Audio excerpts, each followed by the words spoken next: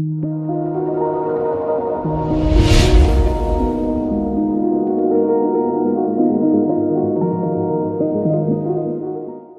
invito a abrir la Biblia, hermanos, en Primera de Reyes, capítulo 17. ¿Se acuerdan del pasaje que leímos donde el Señor entra en la sinagoga y les expresa un mensaje muy especial? En medio de la furia, del odio, de la bronca, del deseo de quitarle la vida al Señor, porque despeñarlo era tirar desde un precipicio para que la persona muera, era algo muy común a modo de juicio en alguien que era despreciado, despreciable a la sociedad judía. Eso casi experimentó el Señor, ¿no? Sin embargo, no era su hora, así que Él dijo, por el momento no. Y sale entre medio de ellos, ¿no? Pero fíjese que era mención de dos casos, de una fenicia y de un sirio, ¿verdad? ¿Se acuerdan que leímos, no? El caso de Primera Reyes es el referido a la viuda. Y en honor al Día de la Mamá, hoy vamos a ver algunos detalles de esta mamá, de esta mujer tan especial, que Dios puso sus ojos sobre ella. No como un elemento más para ser utilizado. Nunca pensemos que cuando Dios utiliza un instrumento es porque no le queda otra. De ninguna manera, Él elige muy especialmente cada instrumento que utiliza. No usa cualquier instrumento. Por lo cual vamos a mirar a esta mujer como un instrumento de Dios, donde la fe, la verdadera y genuina fe de ella, le llevaron a ser bendecida tremendamente por Dios. Vamos a leer en Primera Reyes, capítulo 17. Comienza aquí el capítulo hablando de que Elías había predicho como juicio de parte de Dios para un pueblo que había abandonado la fe, que estaba lejos de Dios y que había ido tras el Baal, un ídolo tremendo de parte de los fenicios, y a través de Jezabel, Acab reinaba, toma por esposa a Jezabel, una mujer pagana. Esta mujer tremendamente mala, y que no creo que alguno le ponga Jezabel a su hija, sabiendo la historia y lo que era y cómo era ella y cómo terminó ella, sobre todo porque de Dios nadie se burla, nadie juega con Dios. ¿Cómo será que este profeta hasta tuvo miedo? Huyó delante de ella, ¿no? Un hombre de Dios. Sin embargo, vemos cómo Dios honra la fe de esta mujer y a la vez sostiene al profeta en medio de una situación difícil. 3 años y medio Dios había dicho a Elías que tenía que ir y decirle acá, por 3 años y medio, por castigo, no va a llover. Ustedes saben que la lluvia es lo que propicia en el ciclo de toda la creación que crezcan las plantas, a través de las plantas los alimentos y los alimentos procesados llegan al hombre. Si no llueve, las plantas mueren, se secan, los animales mueren. 3 años y medio, no 6, 7, 8 meses como nos pasó ahora y que todos clamábamos, se prendió fuego por todos lados. ¿Se acuerdan? Es decir, tenemos que estar en el medio de un tiempo tan prolongado de juicio de parte de Dios. 3 años y medio, ¿le suena esa cifra? Hay 2, 3 años y medio tremendos de juicio de parte de Dios que vienen a futuro, donde la iglesia no va a estar ni lo espera, ni espera señales. Lo único que vamos a guardar es que en las nubes nos lleve el Señor, nada más. Y viene cuando Él quiere, solo el Padre lo sabe cuándo. Pero cuando la iglesia sea arrebatada y cuando al presente el que lo detiene sea quitado, el Espíritu Santo y la iglesia, que se agarren los que se quedan. Porque vienen 2, no un 3 años y medio, 2, que van a ser de juicio tremendo para con el mundo. Y este hombre, con todo temor de Dios, va, y Dios, después que viene a la presencia del rey, el rey quiso liquidarlo, a ver cómo me vas a traer semejante noticia así como si nada. Tráeme buenas nuevas, tráeme cosas de alegría, algo que me honren, que me hagan sentir bien. Eso pensaba Acab. Y entonces Elías huye y es perseguido y hubo seguramente un dictamen para que el que lo encontrara lo liquide. Ese no era la clase de profeta que necesitamos. De modo tal que él huye y lo lleva, ¿se acuerda? Al arroyo de Querit, un arroyito, un torrente chiquito. No lo lleva al Jordán, lo lleva a un torrente chiquito de agua. Y en ese torrente él toma el agua suficiente durante un periodo X de tiempo y dice que los cuervos le traían comida. ¿Se acuerda? Pan y carne. ¿Cómo harían los cuervos? No me pregunte, un ave de rapiña que al contrario, lo podría haber ido a picotear, que estaba más muerto que vivo, alguien que no comía lo suficiente. Sin embargo, Dios ordena en su soberanía, porque Dios no se le acaba nunca un recurso, que ellos lo sostengan al profeta. De pronto se seca el arroyo. Y quizá Elías diga, pero ¿para qué me trajiste este arroyo si se va a secar? Me hubiera llevado otro que tenga más agua. Y no dice nada de los cuervos, porque ha dicho, me podría haber alimentado por cuervos, Señor. No sé. ¿Qué se le cruzó en la mente, en el corazón a este hombre? Era un hombre de fe, era un profeta. Y él sabía que sin el sustento y el abrigo de Dios y el cuidado de Dios no se iba a quedar. Ahora, como hombre normal, como vos y yo, tenía también sus películas que le vendrían a la mente y dijeron, pero ¿cómo es el plan de Dios? Es medio raro esto, ¿no? Y después Dios dice, anda a la casa de una viuda. En los fenicios, no vayas a las viudas de Israel, ¿se acuerdan? Muchas viudas habían en ese tiempo, mas a ninguna fue, dice, sino a una mujer de Sarepta, Fenicia, de donde era Jezabel. El padre de Jezabel gobernaba todas esas tierras y Baal estaba ahí. Y estaban padeciendo también ahí la hambruna a consecuencia de estos 3 años y medio que había sido dado por Dios como juicio. Entonces viene el relato y dice, vino luego a él palabra de Jehová, levántate, vete a Sarepta de Sidón, mora allí. He aquí yo he dado orden, fíjese lo que es la soberanía de Dios. Había preparado el corazón de esta mujer, viuda que te sustente. Entonces él se levantó sin discutir, se fue a Sarepta y cuando llegó a la puerta de la ciudad, aquí una mujer viuda que estaba allí recogiendo leña. Y él la llamó y le dijo, te ruego me traigas un poco de agua en un vaso para que beba. Y yendo ella para traérsela, él la volvió a llamar y le dijo, te ruego que me traigas también un bocado de pan en tu mano. Y ella le respondió, vive Jehová tu Dios, que no tengo pan cocido, solamente un puñado de harina tengo en la tinaja y un poco de aceite en una vasija, y ahora recogía 2 leños para entrar y prepararlo para mí, para mi hijo, para que lo comamos y nos dejemos morir. No había mucha expectativa en la mujer, ¿verdad?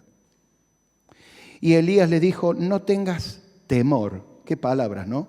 No tengas temor, ve, haz como has dicho, pero hazme a mí primero de ello una pequeña torta cocida debajo de la ceniza, al rescoldo, y tráela y después harás para ti y para tu hijo. Porque Jehová Dios de Israel ha dicho así, la harina de la tinaja no escaseará, ni el aceite de la vasija disminuirá, hasta el día en que Jehová haga llover sobre la faz de la tierra. Entonces ella fue e hizo como dijo Elías, comió ella y su casa muchos días, 3 años y medio. Y la harina de la tinaja no escaseó, ni el aceite de la vasija menguó, conforme a la palabra que Jehová había dicho por Elías. Después de estas cosas aconteció que cayó enfermo el hijo de la ama de casa, y la enfermedad fue tan grave que no quedó en él aliento. Y ella dijo a Elías, ¿qué tengo yo contigo, varón de Dios? ¿Has venido a mí para traer memoria de mis iniquidades y para hacer morir a mi hijo? Él le dijo, dame acá a tu hijo. Entonces él lo tomó en su regazo y lo llevó al aposento donde él estaba y lo puso sobre su cama. Y clamando a Jehová dijo: Jehová, Dios mío, aún a la viuda en cuya casa estoy hospedado has afligido, haciéndole morir a su hijo. Y se tendió sobre el niño 3 veces y clamó a Jehová y dijo: Jehová, Dios mío, te ruego que hagas volver el alma de este niño a él. Y Jehová oyó la voz de Elías, y el alma del niño volvió a él y revivió. Tomando luego Elías al niño, lo trajo del aposento a la casa, lo dio a su madre, y él le dijo: mira, tu hijo vive. Entonces la mujer dijo a Elías: ahora conozco que tú eres varón de Dios, y que la palabra de Jehová es verdad en tu boca. Pedro dijo palabras semejantes: en verdad comprendo que Dios no hace acepción de personas, sino que en toda nación se agrada del que teme y hace justicia. ¿Qué tal, no? Los dos se dieron cuenta de algo. Dios les hizo luz, les dio comprensión, entendimiento para que puedan saber y comprobar la misericordia, la gracia de Dios, el agrado de Dios para con los que le temen. Esta era una mujer que estaba en medio del paganismo, pero no era pagana ella. Esto es muy importante definirlo. Es tal su temor de Dios, quizás simple, sencillo, como era el de Cornelio, que ellos temían a Dios y vivían en justicia y hacían bondades alrededor. No cuenta mucho la Biblia de esta mujer, pero sí que el Señor posara su mirada sobre ella. Dios no mira a cualquiera con agrado. Entonces hablan bien de una mujer que tenía fe, quizá una fe muy rústica, pero cuando lo ve a este hombre de Dios, lo reconoce como hombre de Dios. Y él, fíjense la palabra que usa al principio cuando él le pide el agua: vive Jehová tu Dios. Claro, todavía no era el Dios de ella, ¿no? En toda su plenitud. Y lo reconoce como un varón de Dios, como un siervo de Dios. De hecho, ella sabía del culto a Dios perfectamente por el entorno de Israel, que lamentablemente se corrompió tremendamente por este hombre, Acab, un hombre sin temor de Dios, pecaminoso, un hombre dado a la codicia, que se relacionó con una mujer que nunca se tendría que haber relacionado y lo potenció a la enésima para hacer barbaridades y establecer culto a Baal en el pueblo de Israel. Cuando él había dicho: yo soy Jehová tu Dios, el que te sacó de allá de la esclavitud, yo te formé, yo le prometí a Abraham que iba a formarte, yo. A Jehová tu Dios adorarás, a Él solo servirás, por su nombre jurarás. Había demasiada letra como para que este hombre lo tomara en poco. Y ustedes saben que lo que primero tenía que tener el rey cuando asumía como tal y tenía que leerlo todos los días, ¿qué era? Los párrafos de la Escritura hasta ese momento, el Pentateuco y los profetas. Lo tenía que tener y leer todos los días para cultivar su alma, su corazón, para hacer un corazón recto delante de Dios. Este hombre echó a la basura por eso. Y con Dios no se juega. Con Dios no se juega. Por lo tanto, le llegó la hora a este hombre y le llegó la hora a esta mujer. Y entonces Dios profiere un juicio que lleva un tiempo. Y entre ellos, ¿se acuerdan? Fue cuando liquidó 450 profetas de Baal. ¿Se acuerdan? Que puso agua, que decía: oh poderoso Baal, y no pasaba nada. Y sí, un ídolo mudo, sordo, no puede escuchar, no puede hacer absolutamente nada. Grítenle más fuerte a ver si escucha, quizás está adormecido. ¿Se acuerdan, no? Qué historia, ¿no? Léanla de nuevo. Es apasionante ver el obrar poderoso de Dios. Ahora, cuando Dios obró, no solo consumió la ofrenda, consumió el agua que habían puesto, la cantidad de cántaros que habían puesto alrededor. Miren, contra la ira de Dios no hay nada. Ahora, acá en este hogar no venía la ira de Dios, venía la gracia y la misericordia de Dios. Y esta mujer descubrió que había algo distinto en este hombre y que para ella era un privilegio de alguna manera sostenerlo, pero le dice, pero no entiendo. ¿Cómo te voy a dar de comer si apenas tengo un poquitito de harina, un poquitito de aceite y después dejarme morir con mi hijo? ¿Cómo se hace esto? Y Dios le demuestra que Él es el Dios todopoderoso, que es el Jehová Jiré, el que provee, el que nunca falta nada, y iba a llegar a ser el estandarte de la vida, el Nisi para su vida. Y esta mujer comprende y él es abierto al entendimiento y por eso concluye diciendo, ahora conozco que tú eres varón de Dios. La importancia no estaba en el varón, estaba en Dios. Ella se dio cuenta de que era un enviado de Dios para su hogar, para su vida. Saben, es el primer relato de una resurrección en el Antiguo Testamento, no hay otra antes. Qué tremendo, ¿no? A ella le fue demostrado el tremendo poder de Dios y que después lo iba a dar en el Señor Jesucristo a futuro, la resurrección de los muertos. Claro, él iba a ser las primicias de los que durmieron. Este niño después volvió a morir, en cambio Cristo es primicia porque es de los que resucitaron para no morir más. Gloria sea su nombre. Y ese es el destino nuestro también, hermanos. Hemos sido preparados para la eternidad.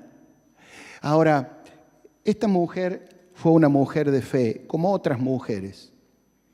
Me acuerdo de Rahab, la ramera, en Jericó, ¿se acuerdan? Donde Dios puso sus ojos en ella. Ruth, la moabita, ¿se acuerdan?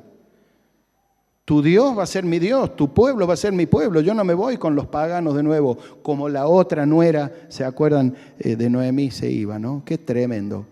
Dios pone su mirada en aquellos que tienen, aunque sea una pobre fe. La fe de la viuda demostrada a través de las obras. Santiago dice, la fe sin obras es muerta. Muéstrame tu fe sin obras, yo te voy a mostrar mi fe a través de las obras. Esa era una fe viva. Y creo que se cumple en esta piadosa mujer la métrica divina. En primer lugar, obedecer aún cuando no entienda. La mujer no comprendía cómo se iba a hacer lo posible para 3 años y medio que iba a estar el profeta, sostenerlo él, sostenerse ella, sostener a su hija. ¿Saben lo que era una viuda en el Antiguo Testamento? No era alguien privilegiado en la sociedad. La viuda era alguien pobre, desvalido, donde no hallaba más que la ayuda de alguien si tenía en el corazón ayudarla y si no tenía familia cercana, olvídense, era alguien despreciable, no tenía nada y tenía un hijo y se ve que era chico porque si lo puso en el regazo Elías no era un hombre grande, entonces tenemos que pensar que quedó muy joven viuda. No había pensión para ella en ese tiempo, no había ayuda social para ella, era alguien que de alguna manera estaba marginado de los privilegios de cuántos ricos habrían y que no la iban a mirar a ella para ayudarle. Lo bueno es que ella, aún en esa pobre fe, confió en el que la iba a sostener toda la vida, Dios. Y por más desvalido que vos y yo podamos ser, hemos confiado en ese mismo Dios que nos va a ayudar en cualquier situación, cualquier situación.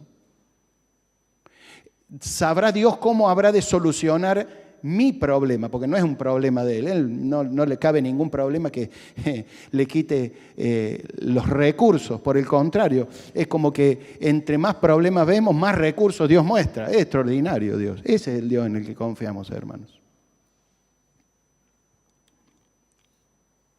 Dice 1 Samuel, se complace Jehová tanto en los holocaustos y víctimas como en que se obedezca a las palabras de Jehová. El obedecer es mejor que los sacrificios y el prestar atención más que la grosura de los carneros. Por eso obedecer aún cuando no entiende era importante. La viuda hizo caso a lo que le dijo el profeta. Tanto en traerle el agua, traerle y hacer la porción de pan y en la mente de ella dejarnos morir los 3 ahora. Si antes íbamos a morir los dos, ahora morimos los tres. No, Dios le iba a demostrar que ya había dicho en nombre de Dios. No es que al profeta le salió una frase ahí y dijo, el profeta salvador. No, no. Dios ha dicho que la harina no va a escasear ni el aceite tampoco. Y nos va a sostener. Quédate tranquila.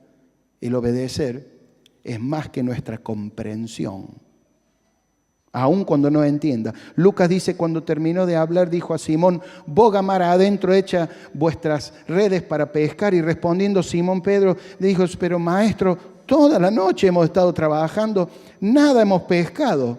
Mas, ahí viene la frase célebre de Pedro, en tu palabra echaré la red. Y dice, y habiéndolo hecho, encerraron gran cantidad de peces y su red se rompía. Esa es la provisión de Dios, hermanos, en medio de la escasez. Es que a Dios no se le acaban nunca los recursos. Por eso no es negociable en la fe, obedezco o no de acuerdo a cómo me parece o cómo razono. No. No es negociable delante de Dios la obediencia. Toda la obediencia, la más completa para tener retribución completa y galardón completo, como dice la Escritura. Y tenemos que correr la carrera de la vida de tal manera que obtengamos el premio. Ese premio es por la fe. Y obedecer también por la fe, hermanos. Aunque no entendamos cómo, cuándo, dónde, ¿de dónde va a aparecer? Miren, si los cuervos alimentaron al profeta, hermano, no te quepa la menor duda que él a toda su creación la tiene bajo su cuidado y bajo su orden. Y es más, recuerden la frase, he dado orden para que una viuda te sostenga. ¿Hay algo imposible para Dios? Ninguna cosa.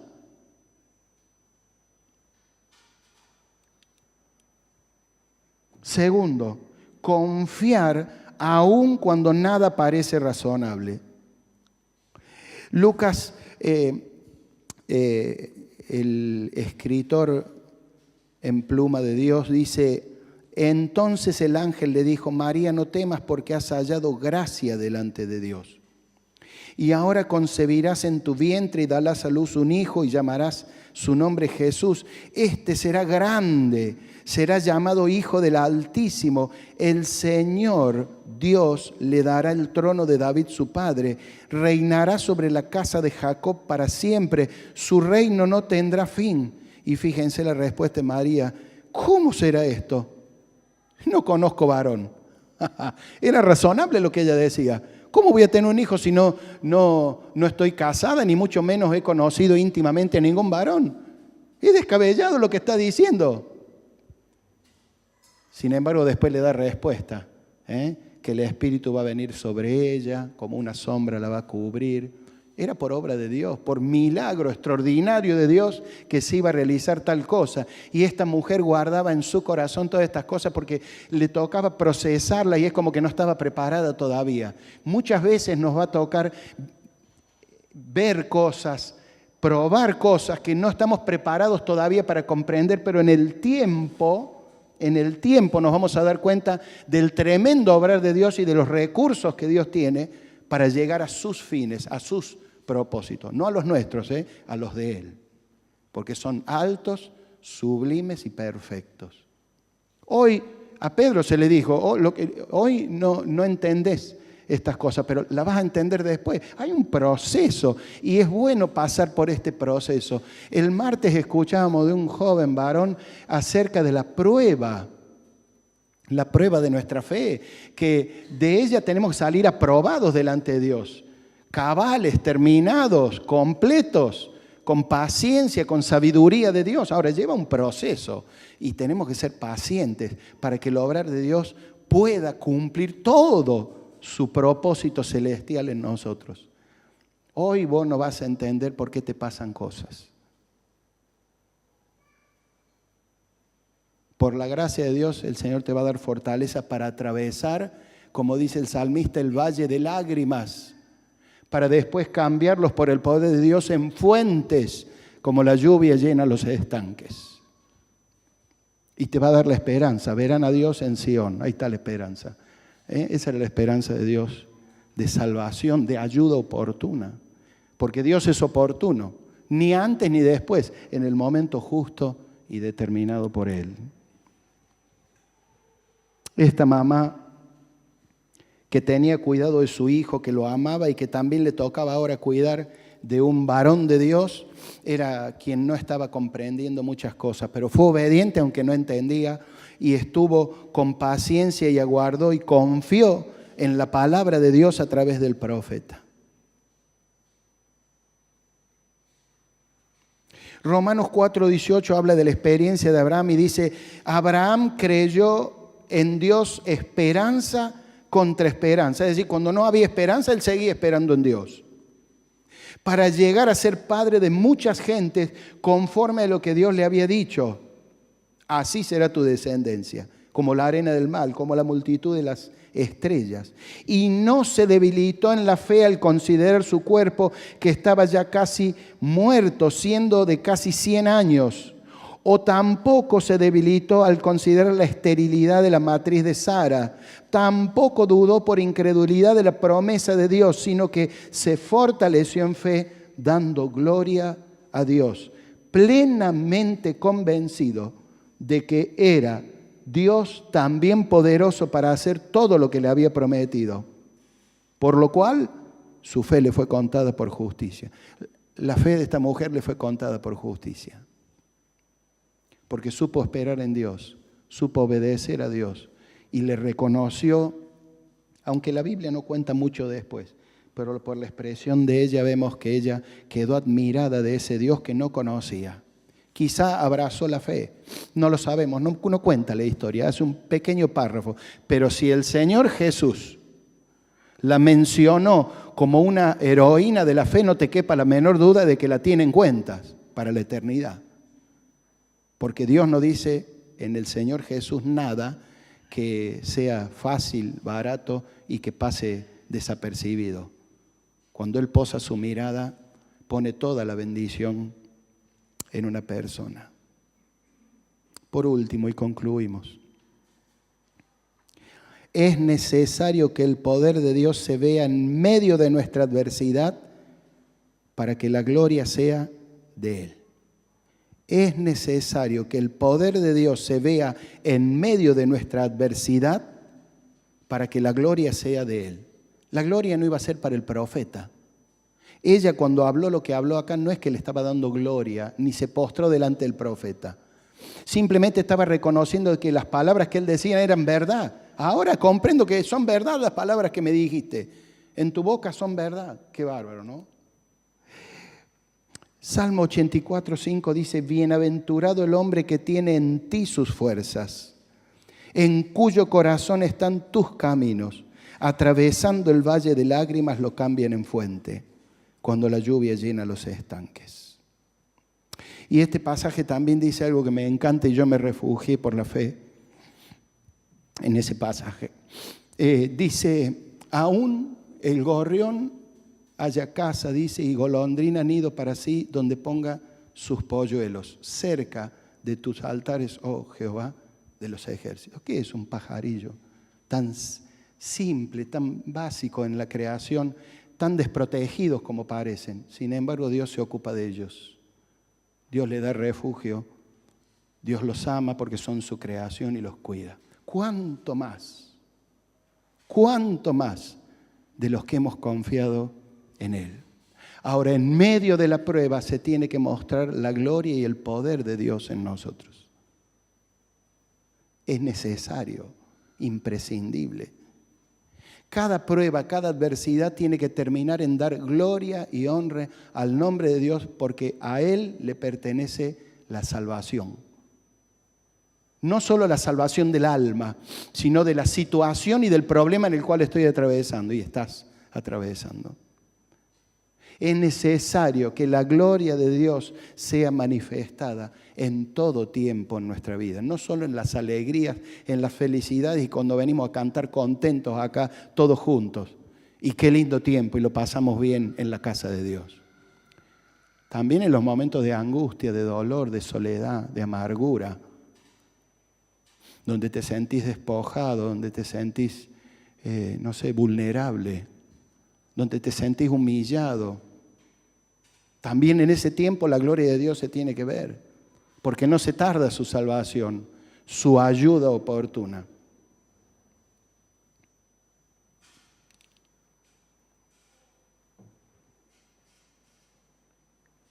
En definitiva, la última frase, versículo 24, es una gloria al nombre de Dios. Entonces la mujer dijo a Elías: ahora conozco que tú eres varón de Dios y que la palabra de Jehová es verdad en tu boca. Que Dios dice la verdad a través de tu boca. Comprendió que Dios nunca miente, sino que dice la verdad. Tremendo, ¿no? Yo creo que, para conclusión, la fe sin obras es muerta.